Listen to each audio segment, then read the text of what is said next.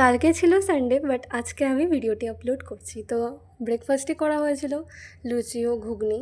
তো দুপুরের রান্নাটা বসাতে অনেকটাই পরিমাণ লেট হয়ে গিয়েছিল, যেহেতু এখানে এতটাই গরম পড়েছে। তো এখানে আর মাছের ঝাল, বেগুন আলু ভাজা, চিকেন কষা অনেকক্ষণ আগেই করা হয়েছে, বাট আমি ওটা ক্যাপচার করতে একদমই ভুলে গিয়েছিলাম।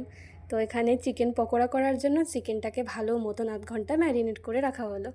এরপর দুপুরের থালিটা সাজানো হচ্ছে। পেঁয়াজ, স্যালাডের জন্য রেখেছি পেঁয়াজ, লেবু, বেগুন আলু ভাজা, চিকেন পকোড়া, ডিমের মামলেট ছিল, ডাল ছিল, আর মাছের ঝাল ছিল, চিকেন কষা ছিল, চাটনিও ছিল।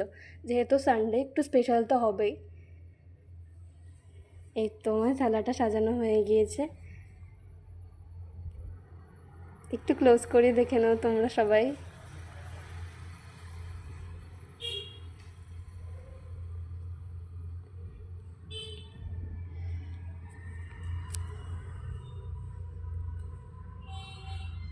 এত কিছু খাওয়ার পর দুপুরে আমার রাত্রে একদমই খেতে ইচ্ছে করছিল না।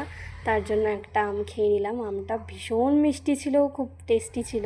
তো ব্লগটি এখানেই শেষ করলাম। Good bye.